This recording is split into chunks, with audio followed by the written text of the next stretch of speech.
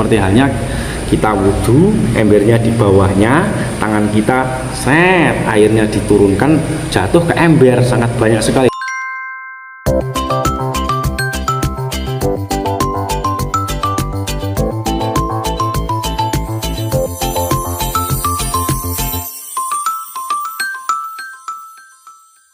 Assalamualaikum warahmatullahi wabarakatuh. Hai teman-teman, gimana kabarnya? Jumpa lagi. Kali ini saya akan berbagi tentang status air di ember ataupun bak kecil yang terkena percikan air mandi besar ataupun wudhu. Nah, gitu aja dipermasalahkan ya. Jangan begitu, karena ma yuridullahu liyaj'ala 'alaikum min harajin. Allah tidak menginginkan supaya kalian itu menjadi susah. Walakin yuridu liyutahhirukum, akan tetapi inginnya Allah itu supaya kalian suci semua. Ketika nanti kita sudah tahu status air yang di bak atau ember kecil tersebut itu suci atau tidak, mustakmal atau bukan, najis atau bukan, nah kita baru bisa ini harus ditinggal ataupun harus digunakan. Oke, mari kita saksikan sampai selesai. Keep on watching. Oke ya guys, pertama-tama pembagian air itu kan ada 4. Yang pertama adalah tohir, mutohir, ghairu makruhun. Suci dan mensucikan, tidak makruh untuk digunakan. Air tersebut itu adalah air mutlak. Terus yang nomor 2 itu adalah tohir, mutohir, makruhun. Air yang suci dan mensucikan akan tetapi makruh untuk digunakan. Seperti halnya air yang dipanaskan menggunakan terik matahari dan posisi air tersebut ada di wadah yang terbuat dari logam ataupun besi. Yang ketiga adalah tohir, ghairu mutohir. Air yang suci akan tetapi tidak bisa untuk mensesucikan. Air ini bisa dinamakan air mustakmal dan bisa dinamakan air mutaghayyir. Oke, mustakmal itu adalah air yang sudah digunakan, seperti halnya sudah digunakan untuk berwudu ataupun untuk mandi besar ataupun menghilangkan najis. Status air yang sudah digunakan untuk wudu kita ataupun mandi besar kita sudah pasti mustakmal. Akan tetapi air lain yang mencampur pada air mustakmal tersebut apakah tetap dinamakan mustakmal ataupun mutaghayyir? Oke, kali ini kita kaji dulu. Mutaghayyir itu adalah air yang terpengaruh oleh sesuatu yang suci, benda-benda suci, sehingga status air tersebut ini berubah dengan sangat signifikan.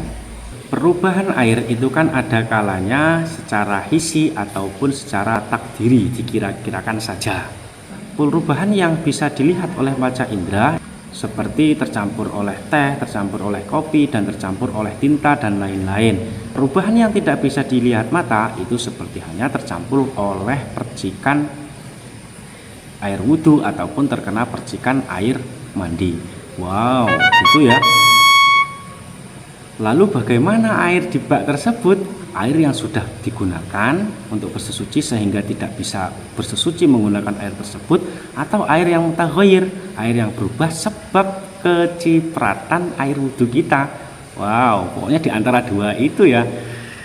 Tapi yang jelas yang paling menonjol di sini adalah mutaghayyir. Mutaghayyir, tapi taghayyurnya itu secara takdiri, dikira-kirakan saja. Kita mencoba menyiapkan air, kemudian dicampur teh ataupun kopi ataupun tinta dan lain-lain lah ya. Kemudian setelah kita campur, kita berikan kepada teman kita. Kemudian kita tanyai, ini air apa? Kalau teman kita bisa menjawab ini air teh, berarti ini termasuk air yang sudah hilang nama kemutlakannya. Jadi kalau air teh, misalnya ini teh ya, ini kita taruh di mana saja, nama air tersebut tetap air teh. Kita taruh di galon, ini tetap namanya air teh. Kita tunjukkan kepada orang yang belum melihatnya, ini air apa? Pasti dia bisa menjawab, ini air teh. Kemudian kita contohkan lagi kopi.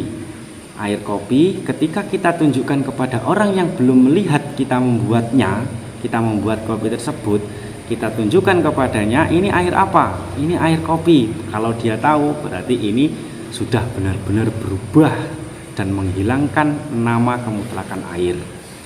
Beda lagi ketika airnya 1 ember, kita campuri daun teh 3 helai. Kemudian kita tunjukkan kepada teman kita, apakah teman kita tahu? Ya tentu tidak, ini air apa? Ya tetap air biasa gitu. Nah, ini berarti tidak terpengaruh atau tidak mempengaruhi kemutlakan nama air.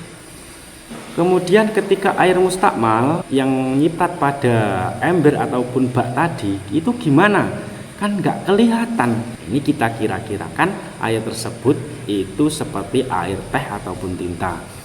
Nah, kita ukur saja kira-kira air wudhu yang menyiprat atau memercik pada ember tersebut itu seberapa. Kita contohkan itu adalah tinta ataupun teh, air teh ataupun air sirup. Terus kita cipratkan dengan ukuran sama sesuai dengan air wudhu kita yang memercik kepada ember dan bak tersebut. Nah, kalau nanti sudah kita kira-kira, baru air tersebut berubah atau tidak. Kalau statusnya berubah seperti teh yang saya jelaskan tadi, maka air tersebut namanya air mutaghayyir.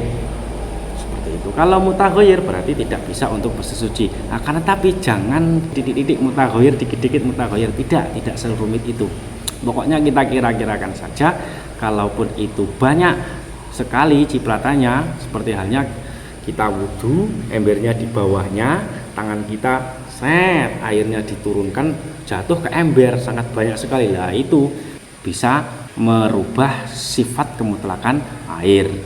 Lain lagi kalau kita tidak mendekat pada ember ataupun bak itu, maka ini ya tidak usah kita ragu-ragu ini masih suci ataupun masih mutlak bisa digunakan untuk bersesuci.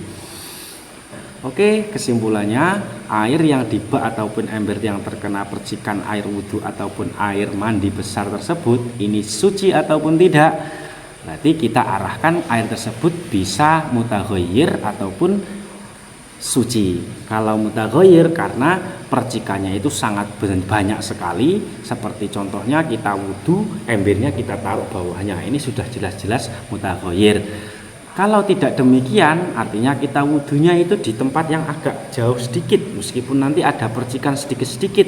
Ini tidak terlalu mempengaruhi air yang di bak tersebut. Akhirnya mutaghayyirnya ataupun rusaknya itu hanya sedikit saja, tidak begitu banyak. Sekian berbagi saya, apabila dari awal hingga akhir ada kejanggalan ataupun ketidaktepatan bagi pendapat Anda, silakan Anda komen di kolom komentar. Assalamualaikum warahmatullahi wabarakatuh.